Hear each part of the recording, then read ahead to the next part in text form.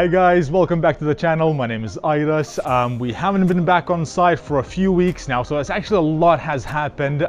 For those of you who are new to the channel, we're converting this 3-bedroom kind of tired house into a luxury 4-bedroom family home for myself and my beautiful family. So what's happened since we've last been? So we've actually had the screed go down for the floors for the extension.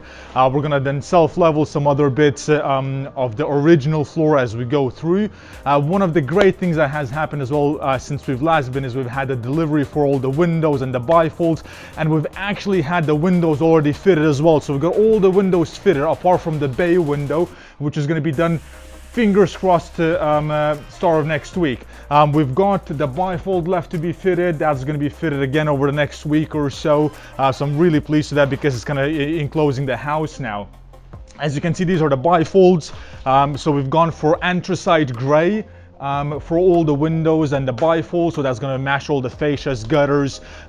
We have got the new roof on. It's about 90% finished, so we'll show you that when we go upstairs as well. Other changes that have happened downstairs is we've actually dropped all the ceilings on the ground floor. That was about a day's work for the guys. The reason we've done that is because originally the ceilings, they weren't exactly level. They were close, but we wanted to be really nice and perfect, and that's also going to allow us to put all the services through easier. So all the kind of water pipes, the electrics, everything's going to go a bit easier. The reason for that as well, because we have concrete floors across the whole of the ground floor. It's a big raft that the house is on because it's built on clay, meaning that it'd be more difficult to run all the pipes for the radiator. So we'll have to then run them through the ceilings and then drop them through the wall, on the sides of the walls and into the radiators. Apart from that, we've had our plumbers out. They've kind of priced everything up now for us as well, so they're going to be pricing and kind of coming on the job soon. So let's go now upstairs and I'll show you what's happening there. Okay, a number of things have actually happened here as well since we've last been and showed you around. So the team has put in a big timbers in there supporting the purlins, which is the rest of the kind of roof structure. They've kind of started outlining the perimeter of the bedrooms as well and the family bathrooms. So we've got timbers on the floor screwed down. Before they've done that, we've actually had all the floors fully finished on the first floor as well, which is great. And we're going to start doing the stud works and making sure that they're in line with the kind of the bathroom fittings and everything else to make sure it's easier for the plumbers. All the windows on the first floor have been fitted apart from 2, which effectively is the bay window, which is going to be done all in one go when they're doing the ground floor and the first floor, and we're doing a new rubber roof on the top of the bay. And then this one is in the family bathroom, and this window we haven't done for one reason, and that is because we're going to have a wall-mounted toilet over here. Because we're using very large tiles, which are 1.2 meters by 60 centimeters, we want to make sure we don't have to cut them too much. So we're gonna make the window to the right size, so when we tile past the pushed out toilet, it goes straight to the window. So that's one window that we haven't it's paid for, it's on order, but we haven't to kind of give them a go ahead because we're gonna kind of give them the final exact width measurements for that. Apart from that, yeah, we had more materials come through, so they had the timbers arrive. They're 6x2 inch timbers, which are going to be forming the new ceiling for this side of the house, which is effectively going to act as floors for the loft, because we're going to be using loft as storage. We want to make sure that the ceilings are the floor for the loft, or the ceilings for the first floor, are nice and strong, so we can kind of use that as storage. So let's go and up on the scaffold and I'll show you around what's the roof looking like.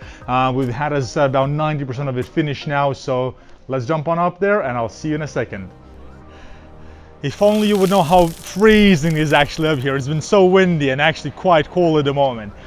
So these are the new Marley modern tiles we've got on here. They're nice kind of gray finish. Some of the challenges we've had that has been a little bit more difficult for a team when they were doing the roof work is we had to put a secret valley to separate the neighbors' tiles from ours, because it's a different pattern, so obviously you can't overlap them. But that's been all taken back, nicely inserted and all covered up. So as you can see, we've got this side of the roof all done. We've got the same on the back side of the house. Then the only thing is we've got some tiles to be finished off on the alleyway side. This is the flat roof that's going to be above the bay windows, which is we're waiting for the rubber roof to come through, so the team's gonna put a rubber roof on that, which is gonna last for a number of years. We've got all the fascia soffits on. The gutters are about 50% done, because we've got the gutters on the alleyway side and on the back side. We've still got to put them on this side, but that's going to happen when they work on the bay here as well. So I'm super pleased that we've got, obviously it's watertight, because we had the new felt across the whole roof put on. We had all the lats and the tiles come. We're using a dry ridge system as well on the top.